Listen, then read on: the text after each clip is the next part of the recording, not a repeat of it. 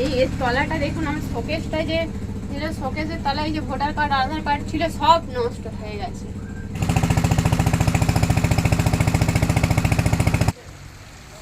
রাতভর টানা বৃষ্টিতে জলমগ্ন আরামবাগের একাধিক ওয়ার্ড। রাস্তা উপচে জল ঢুকেছে বাড়িতেও। জল যন্ত্রণা নিয়ে ক্ষোভ স্থানীয়দের।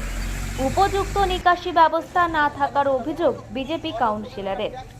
যদিও পাম্প দিয়ে জল বের করার চেষ্টা পৌরসভার। গতকাল রাতভর টানা বৃষ্টি হয় আরামবাগে, আর সেই বৃষ্টির জল জমে জলমগ্ন পরিস্থিতি আরামবাগ পৌরসভার 2, 3, 6 ও 19 নম্বর ওয়ার্ড সহ বেশ কিছু এলাকায়। জল ঢুকেছে সরকারি ব্যাংকের ভেতরেও। অন্যদিকে রাস্তায় এক হাঁটুর সমান জল জমার পাশাপাশি বেশ কিছু বাড়িতেও জল ঢুকেছে। তার জেরে রান্না বান্না ছেড়ে দিয়ে ঘরের আসবাবপত্র সামলাতে ব্যস্ত বাসিন্দারা। অভিযোগ, প্রায়শই ভারী বৃষ্টি হলেই জল জমে এই সমস্ত এলাকায়। পৌরসভার পক্ষ থেকে কোনো উপযুক্ত ব্যবস্থা গ্রহণ করা হয়নি বলে অভিযোগ তোলেন বাসিন্দারা। তাই বাধ্য হয়েই এই জল যন্ত্রণা ভোগ করতে হয় বলে অভিযোগ। যদিও আরামবাগ পৌরসভার ভাইস চেয়ারম্যান মমতা মুখোপাধ্যায় জানান, আন্ডারগ্রাউন্ড ড্রেনের কাজের জন্য একটি সমস্যা হয়েছে। তবে পাম্প দিয়ে সকাল থেকে বিভিন্ন ওয়ার্ডে জমা জল বের করার চেষ্টা করছে পৌরসভা। বিভিন্ন ওয়ার্ড ঘুরে দেখছেন কাউন্সিলররা। তবে আরামবাগ পৌরসভার 19 নম্বর ওয়ার্ডের বিজেপি কাউন্সিলর বিশ্বজিৎ ঘোষের দাবি, এর দায় পৌরসভার।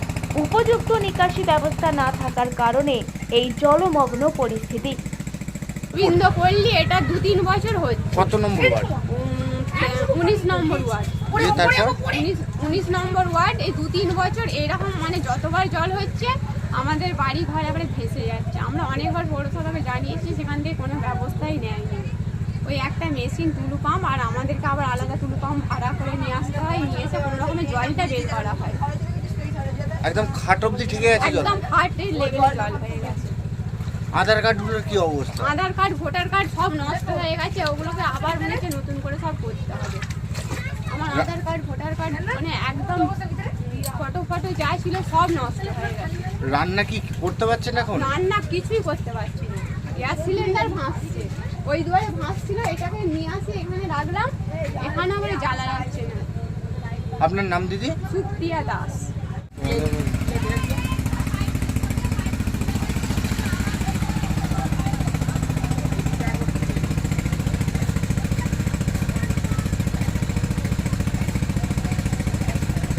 প্রত্যেক বছরে এরকম বৃষ্টি হলে এরকম হয়ে যায়। প্রত্যেক বছর পৌরসভাতে বলা হয় সবসময় এই মেশিনেতে সেচা হয় প্রত্যেকবারই, যখনই বৃষ্টি হয় তখনই। আর সরকার থেকে তো কোনো ঘর পাওয়ার কোনো আশাই নেই, শুধু প্রতিশ্রুতি দিয়ে যাচ্ছে। কি ঘরগুলোর মধ্যে ডুবে আছে? রান্না কিভাবে কি করতে প্যান্ডে সরে? রান্নাবান্না এখনো কিছু হয়নি, খাওয়া দাওয়া হয়নি এখনো। জল বের করে? হ্যাঁ, জল বের করার জন্য সেই ভোর 5টা থেকে উঠে জল বের করা হচ্ছে। পৌরসভা থেকে লোকজন এসেছিল, তারা কি করলো?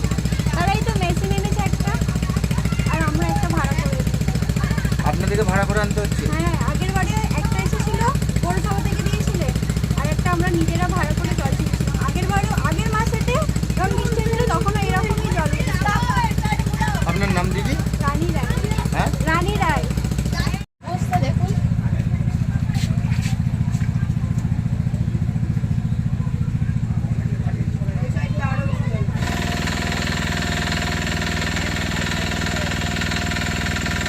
আমি রেডি হই। চলে এটা আমাদের রবীন্দ্রপল্লীতে যে ড্রেন একটা তৈরি হচ্ছে, আজ 6 মাসের উপর ধরে ড্রেন তৈরি হচ্ছে, এখনো কমপ্লিট হয়নি। এবং যে ব্রাঞ্চ ড্রেন করে ওই ড্রেনের সঙ্গে সংযোগ করবে, সেটাও হয়নি। আমাদের বাড়ি থেকে বেরোতে পারছি না, জল জমে আছে। হ্যাঁ, উঠোনেতে 1 হাঁটুর উপর জল, ঘরে জল ঢুকে যাচ্ছে। আর পোকা মাকড় একবারে বাড়িতে ঘরের মধ্যে ঢুকে যাচ্ছে। আমরা খুব অস্বস্তিতে আছি, ঘর থেকে বেরোতে পারছি না। নিকাশি ব্যবস্থা কি ঠিক আছে? নিকাশি ব্যবস্থা যেমন টালিপাড়ার এখানে একটা জল যাওয়ার জায়গা ছিল, সেই জায়গাটা বন্ধ করে দিয়েছে। যদি এমনি যেভাবে জল চলে যেত সেটা বন্ধ আছে। যদি এটা প্রশাসনের তরফ থেকে ব্যবস্থা নেয়, ওই ড্রেনটা খুলে দেয়, হ্যাঁ, টালিপাড়ার গা দিয়ে, তাহলে জলটা বেরিয়ে যাবে, অনেক সমস্যার সমাধান হবে। এই 2 দিন ছাড়া এই দমকল চালিয়ে এই করতে হবে না। নিকাশি ব্যবস্থার যে এরকম অবস্থা, এখানে পৌরসভাকে জানিয়েছেন?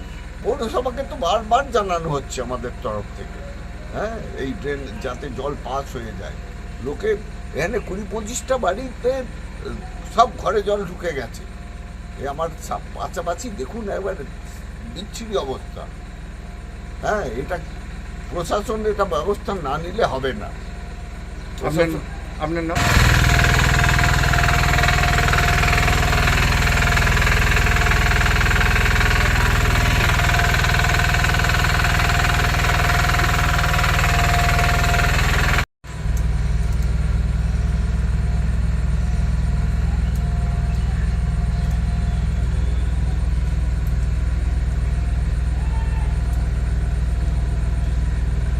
অথবা একবার ড্রেনটা হচ্ছে, ব্রাঞ্চ ড্রেন করার কথা, সেটাও হচ্ছে না। জল পাস হবে কি করে?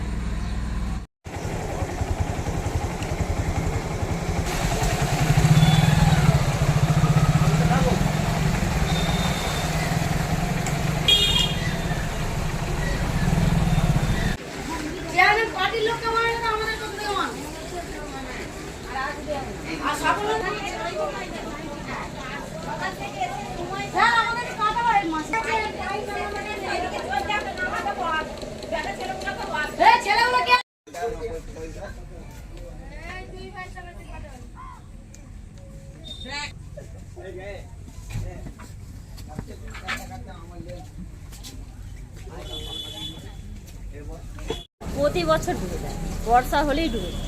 কি বলবো, দুঃখের কথা। জানার কি বড় বন্যা হলো, কেউ কিছু ব্যবস্থা করলো না। সবাই ছবি নিয়ে গেল, তুলে নিয়ে গেল। ছোট ছোট ছেলে ঘর বাড়ি ভেঙে গেল, কিচ্ছু ব্যবস্থা করলো নি। এই তো জল, যখনই জল হয় তখনই ডুবে যায়। কি বলবো, কিছু বলার নাই।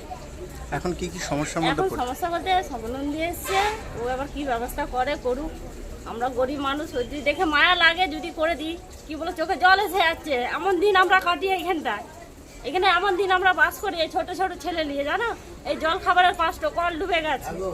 কিচ্ছু করার নেই আমাদের, জানো, এমন অবস্থা আমরা থাকি। বাড়িতে জল ডুবে গেছে? হ্যাঁ, বাড়িতে বলতে ওই দিদি বাড়ি ডুবে। এবার এই আজকে জল হলে এখানটা তো ডুবে যেত।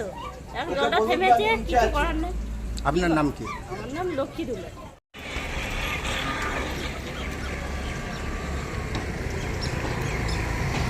9 নম্বর ওয়ার্ডের এই বাড়িগুলো জল ঢুকে গেছে। ওদের ওখানে এসছি সকাল থেকে। ওই ফায়ার ব্রিগেডকে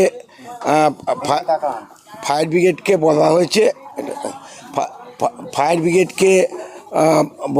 ফায়ার ব্রিগেডে দেখছেন এরা এসেছে, এরা ফায়ার ব্রিগেডেরা এসছে, জল ছেঁচানো হচ্ছে। অনেক মানুষের বাড়িতে জল ঢুকে গেছে, তাদের খুব অসুবিধার মধ্যে আছে। পানীয় জলের ব্যাপারেও আমাদের জল এসছে। আমাদের যে ওয়াটার ডিপার্টমেন্ট আছে সেখান থেকেও পানীয় জল এসছে। এখন জলগুলো ছেঁচানো হচ্ছে, মানুষের বাড়ির মধ্যে জল ঢুকে গেছে, সেইটাই একটা চেষ্টা চলছে আর কি। এটা হচ্ছে 6 নম্বর ওয়ার্ডে আমাদের যে নার্সিংহোম আছে মদন রায়ের, ওর পাশের পাড়া।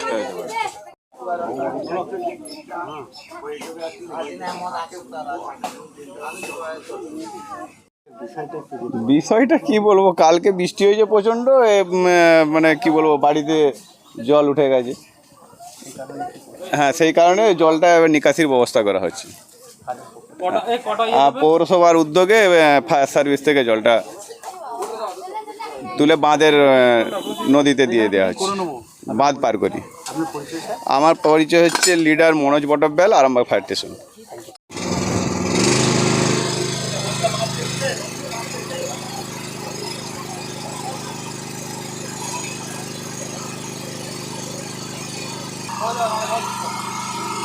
এখানে এসে পরিস্থিতি বলতে, যে রাস্তাটা দেখুন আমাদের তো অনেক উঁচুতে রয়েছে এবং টোটাল এটা পিডব্লিউডির এরিয়া। এবারে এই সাইডে যারা আছে তারা একটু বেটার জায়গায় আছে, এটা আরও ঢালু জায়গা, এটা টোটালটাই হচ্ছে পিডব্লিউডি। আমরা তবু ওনাদের সাথে একটা কথা বলে দেখবো, এখানে যদি আমরা জল পাসের একটা গেট করতে পারতাম তাহলে ভালো হতো, কিন্তু ব্রিজটার জন্য সেটাও কিন্তু সম্ভব হবে না। আমাদের চেষ্টা কিন্তু বিগত দিনেও চলেছে। সব থেকে ভালো হতো যদি ওইদিকে একটা আমরা ড্রেন বা গেটের মতো করতে পারতাম, কারণ রয়েছে ব্রিজ। ব্রিজের বিষয়টা যেটা আরও একটা ভাইটাল ব্যাপার। মানুষের জীবনে একটা যেমন খুব গুরুত্বপূর্ণ, আবার একটা ব্রিজকে বাঁচানো বিরাট গুরুত্বপূর্ণ, কারণ সেখানে হাজার হাজার লোক যাতায়াত করে। তো সার্বিক তবু অল্টারনেটিভ যদি কিছু করা যায় সেটা অবশ্যই। দিদি, দীর্ঘদিন ধরে এনারা এই অবস্থাতেই পড়ে রয়েছে। আমাদের যিনি আগের চেয়ারম্যান ছিলেন তিনি বলেছিলেন যে এনাদেরকে অন্যত্র স্থানান্তর করা হবে, কিন্তু আজ পর্যন্ত হয়নি। না, সেটা দেখুন আমি আবার ভাবাচ্ছি বিষয়টা। তার কারণ আমি বললাম কি যে এটা সমস্ত জায়গাটাই হচ্ছে পিডব্লিউডি একদম, যে এনাদিকে যদি অন্য কোনো জায়গায় নিয়ে যাওয়া হয় আমি কথা বলে দেখব, আবার পিডব্লিউডির সাথে কথা বলে দেখব। সবথেকে আরও যেটা বেশি ভাবনা দেখে সেকেন্ড একটা ব্রিজ, ওটা যদি করা যায়, ওটা যদি আমরা ভাবাচ্ছি ওটা যদি করতে পারা যায় তাহলে এরা খুব ভালো জায়গাতেই থাকে। তখন এই জলমগ্ন অবস্থায় এনাদেরকে থাকতে হবে না। আমরা যদি ব্রিজটার খুব তাড়াতাড়ি চালু করতে পারি সেকেন্ড ব্রিজটার কাজ।